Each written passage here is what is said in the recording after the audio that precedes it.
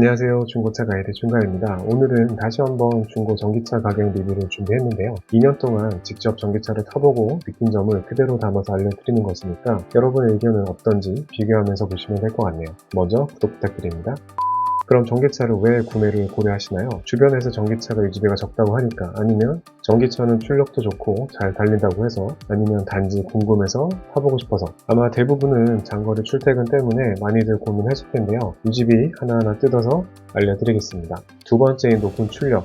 이건 전기 모터 특성 때문인데요. 내연기관은 엔진 회전수가 올라가면서 토크 컨버터에 힘이 전달하고 그 뒤에 바퀴로 동력이 전달되면서 가속에 어느 정도 딜레이가 있는데요. 모터는 전기 신호가 전달되자마자 최대 토크로 출발하니까 내연기관과는 다른 즉각적인 반응을 얻을 수 있죠. 그래서 신호등에서 1등으로 출발하는 차는 요즘 대부분 전기차인데요. 하지만 전기차도 가속 페달을 깊게 밟으면 밟을수록 전비가 뚝뚝 떨어진다는 사실 아셔야 합니다. 저는 출력이 엄청나게 좋은 전기차를 타진 않지만 어떻게 보면 전기차 중에서는 출력이 낮은 차를 타면서도 시내 구간에서는 웬만한 내연기관 차보다 더 빠른 기동력을 가지는데요. 고속도로로 나가는 상황은 달라집니다. 고속으로 달릴수록 전비는 떨어지고 최고 속도도 그렇게까지 달릴 필요는 없지만 내연기관보다 한참 낮죠. 그리고 겨울에 히터를 쓰면 주행거리가 많게는 30% 정도 줄어듭니다. 이건 정말 호들갑하죠. 단점이 있다고 알려드리는 겁니다. 그럼 가장 중요한 장거리 출퇴근을 위해서 유지비가 얼마나 정말 차이가 나는지 알려드릴게요.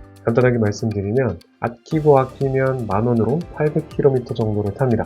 보통 내연기관이 만원으로 80km 정도를 타니까 10배 정도 차이가 나겠네요. 신용카드 실적을 쌓아서 할인을 받고 완속 충전 100%만 한다면 가능합니다.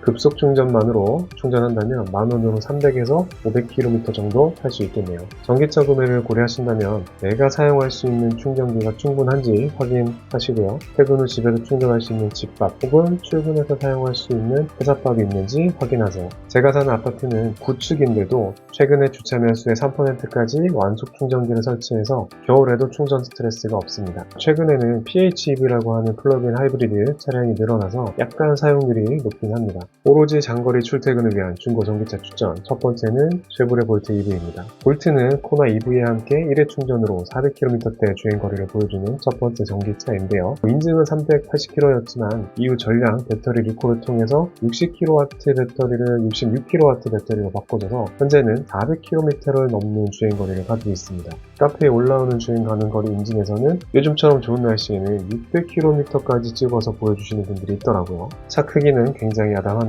간혹 경차인 줄 알고 주차장에서 경차자리로 안내하시는 경우가 있더라고요. 전장이 4.16L로 오늘 소개하는 차 중에서는 가장 작은 크기를 가졌습니다. 그래서 출퇴근 전용으로 쓰기 아주 좋은데요. 뒷자리는 썩 편하진 않아서 성인이 장거리 여행에는 그다지 추천하지 않습니다. 볼트 EV의 가장 큰 장점은 가성비인데요.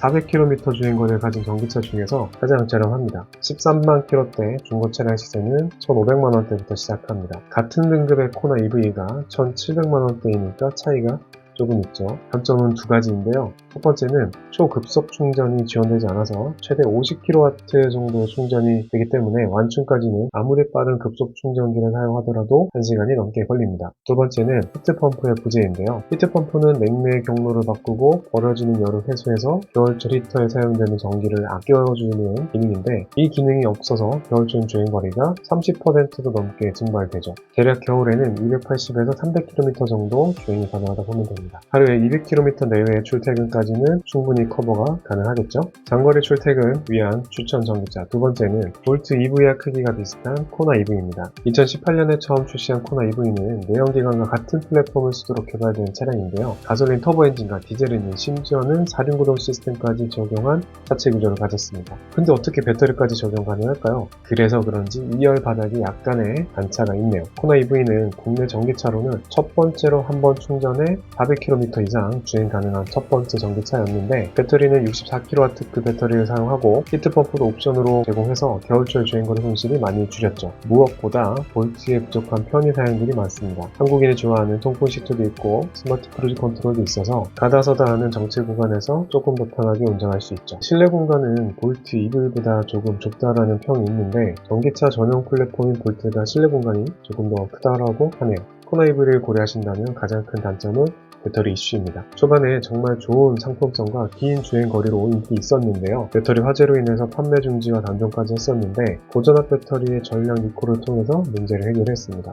코나 EV 디자인도 좋고 상품성도 좋았는데 참 안타깝죠. 그래도 실용적인 코나 EV는 출퇴근용으로 딱인데요. 가장 저렴한 차량은 2018년식 6만 km를 주행한 차량이 1,700만원대 있고 편의사양이 높은 차량은 1,800만원대에 구매가 가능합니다. 생각보다 저렴하지 않죠? 저도 그렇게 생각하지만 가솔린 차로 1년에 3만 km씩 주행한다면 기름값에 엔진오일 교환 비용하면 400만원 이상 들어가는데 전기차로 바꿔서 완속 충전만 한다면 40만원으로 출퇴근이 가능하니까 계속해서 장거리 출퇴근을 한다면 이만한 대안이 없을 것 같네요. 앞에 두 대는 패밀리용으로 쓰기에 다소 작은데요. 세 번째 차량은 신혼부부의 아이 하나와 짐까지 수용 가능한 차량입니다. 니로 EV인데요. 차량의 크기가 4.37m로 코나보다 20cm 커져서 실내 공간도 커지고 트렁크 적재 용량도 좋아졌죠. 확실히 코나 EV를 탔다가 니로를 타면 넓어진 느낌이 강합니다. 차가 커진 만큼 주행거리 손실은 조금 생겼습니다. 코나가 406km였는데 니로는 385km로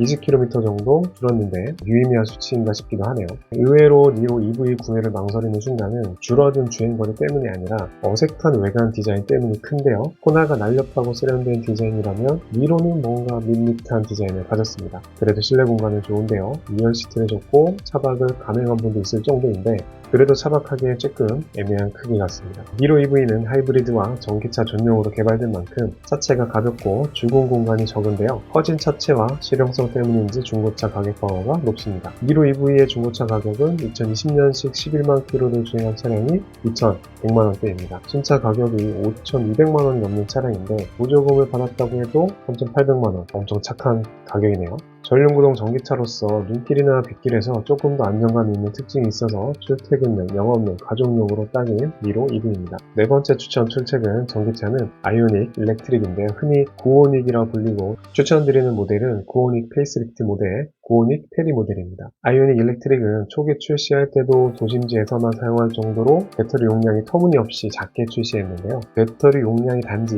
28kW대였죠. 그래서 주행 가능 거리가 200km였는데 겨울엔 이마저도 줄어서 160km대 주행이 가능했습니다. 아무리 전용 충전기가 있어도 160km 갈 수 있는 차량으로 장거리 출퇴근은 조금 무리겠죠?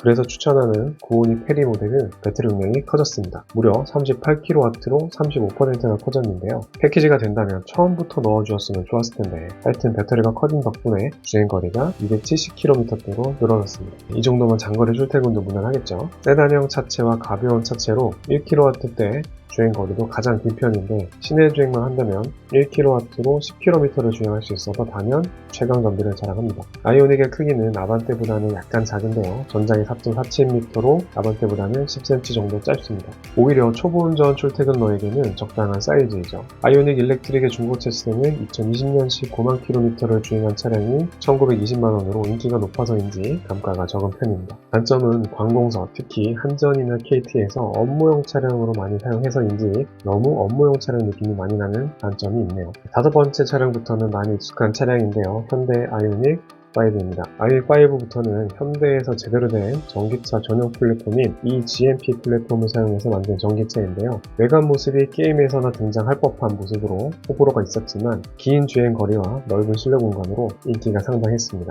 차량의 크기도 외부 크기는 현대 투싼 크기인데 실내 공간을 좌우하는 휠베이스가 그랜저보다 길어져서 광활한 실내 공간을 뽑아냈죠. 그 덕분인지 때문인지 택시로 많이 이용되면서 이미지가 깎인 부분도 없지 않아 많습니다. 그래도 인기 있었던 것은 커진 배터리 용량과 길어진 주행거리 그리고 엄청나게 발전된 ADAS 시스템 적용 때문인데 초기 출시 버전은 배터리 용량이 72kW로 인증 주행거리가 430km, 요즘 같은 날씨엔 500km 이상 주행이 가능합니다. 그리고 그동안 오래 걸리는 충전 시간을 대폭 단축시킬 수 있는 800V 초급속 충전 시스템을 적용해서 18분 만에 20%에서 80%까지 충전이 가능해졌죠. 그리고 V2의 기능을 이용하면 배터리 전기를 사용해서 3kW대 전자제품까지 사용할 수 있어서 차 밖과 야외 활동을 한다면 아주 유용하죠. 설명하다 보니까 광고하는 것 같은데요. 아이오닉 5는 꽤 자주 운전해봤는데 운전하는 관점에서도 그렇고 공부하는 관점에서도 상당히 만족도가 높은 차였습니다. 한간에는 아이오닉 5를 타면 멀미가 난다라는 말이 있었는데 급가속과 강한 회생제 등을 많이 사용하는 운전 습관을 가졌다면 그럴 수도 있는데요. 부드럽게 운전한다면 내연기관 차량보다 부드럽게 출발하고 멈출 수 있습니다. 출퇴근과